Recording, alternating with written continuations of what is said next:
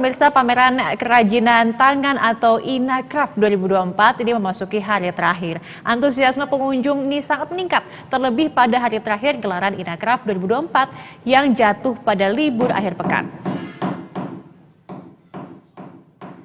Penyelenggaraan mencatat bahwa rata-rata pengunjung yang datang ke Inacraft 2024 ini mencapai 10.000 orang setiap harinya. Angka ini meningkat jauh lebih banyak dibandingkan hari terakhir. Selain itu, antusiasme pengunjung, jumlah UMKM yang ikut berpartisipasi dalam Inacraft 2024 ini juga mencapai 1.500. Jumlah ini jauh lebih banyak dibandingkan tahun sebelumnya. Pastikan Anda sudah membeli tiket atau menyiapkan undangan khusus untuk memasuki area acara mulai pukul 10 pagi. Dan untuk mengetahui suasana hari terakhir dan penyelenggaraan pameran Inacraft 2024, sudah ada jurnalis BTV Said Masyur dan juga juru kamera Rahmat Aminuddin di Jakarta Convention Center Senayan. Halo Said, bagaimana suasana hari terakhir penyelenggaraan pameran Inacraft 2024 di sana? Apakah antusiasme masyarakatnya sangat tinggi di sana? Suasana semakin ramai ya di hari terakhir ini, di 3 Maret 2024, ini hari kelima, dan kami memantau juga jumlah peserta ataupun pengunjung begitu yang datang di pameran yang saat ini cukup tinggi begitu. Kami berbincang dengan penyelenggara, mereka yang juga lagi memasukkan tangan unit yang registrasi peserta.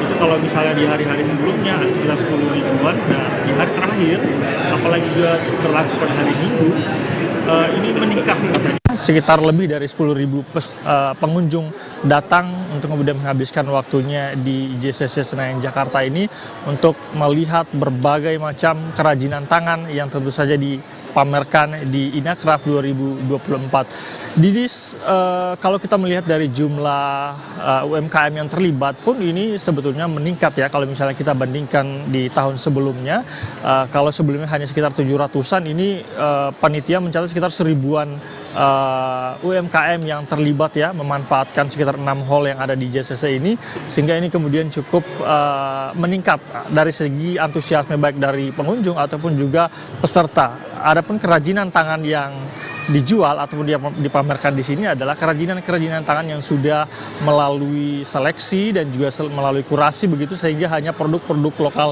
yang tentu saja berkualitas begitu ya yang dapat dipamerkan di JCC ini atau di Inacraft 2024. Ada banyak, saya sudah berkeliling tadi di DIS, ada bahkan mainan anak kecil yang dirajut dari benang itu ada, dan juga batik tentu saja, kain tenun, lalu kemudian ada juga keranjang-keranjang yang dibuat dari rotan. Ini ada banyak sekali yang tentu saja ini dihadirkan di Inacraft 2024 sebagai tujuannya adalah tentu saja untuk memamerkan produk lokal, lalu kemudian juga meningkatkan di pasar tingkat domestik begitu dan yang paling penting adalah bagaimana kemudian membuka peluang di pasar global begitu, karena pengunjungnya ini sebetulnya bukan saja dari dalam negeri, ada juga beberapa turis mancanegara begitu yang datang melihat produk-produk lokal yang ada di sini.